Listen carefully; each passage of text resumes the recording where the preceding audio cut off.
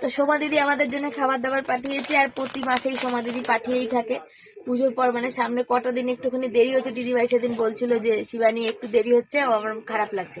তো দিদিভাই আমার সব কিছুই যা পাঠিয়েছে সবই আমার ছেলের খুব পছন্দ। তো কি কি পাঠিয়েছে দেখো, সব থেকে বেশি পছন্দ আমার ছেলের এটা, এই জিনিসটা বেশি পছন্দ।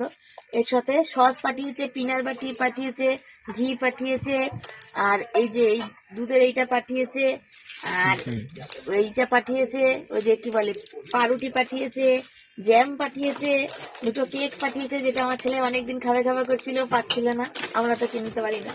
সুজি দিয়েছে, তারপর এখানে পাঁচমিশালি ডাল দিয়েছে। আর ব্লগে দেখেছে দিদিভাই যে ছেলে খেতে চেয়েছে ওই সিমুই, তার জন্য দুধ পাঠিয়েছে। আর আমার বরের জন্য এই যে এক প্যাকেট লজেস পাঠিয়েছে। আর এই বিস্কুটটা আমার ছেলে শেষ হয়ে গেছিল, আমার ছেলে খুব ভালোবাসে খেতে, দিদিভাই পাঠালে এটা খুব ভালো, এটা আমাদের আশেপাশে পাওয়া যায় না, দিদিভাই পাঠায় তো আমার ছেলে খেতে পারে।